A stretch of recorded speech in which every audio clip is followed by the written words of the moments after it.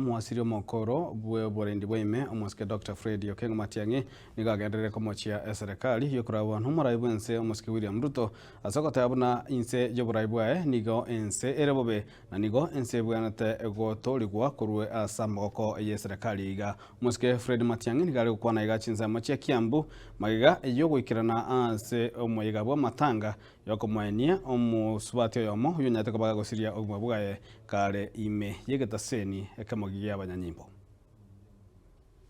Kila mahali unaenda nchi yetu ya Kenya kuna shida, na shida ile tuko nayo haibaui sisi.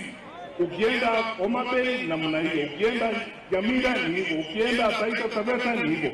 Tuko na shida, na shida ni uongozi mbaya, na ndio sisi tunasema tafadhali wananchi, ninawaomba tuungane sisi wote pamoja, tuwe na imani kwa nchi yetu, kwa sababu uongozi ukwenda Kongo ama ukiharibika, sisi tusikose imani kwa nchi yetu. Let us not lose hope.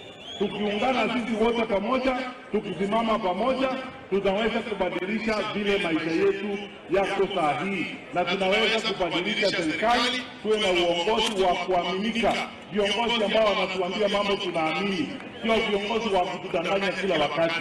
Wananchi, tumekubaliana? Wangapi mnasema tunataka serikali ya kuaminika Kenya?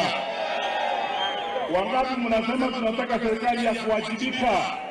Kwa sababu mambo kama haya mauaji ambayo yamefanyika hapa, tunasema wale ambao wamehusika uchunguzi ufanye, waadhibiwe kisheria, kwa sababu hatuwezi kuishi kama wanyama, watoto wanapiwa namna hii, wanauawa vile tumeona.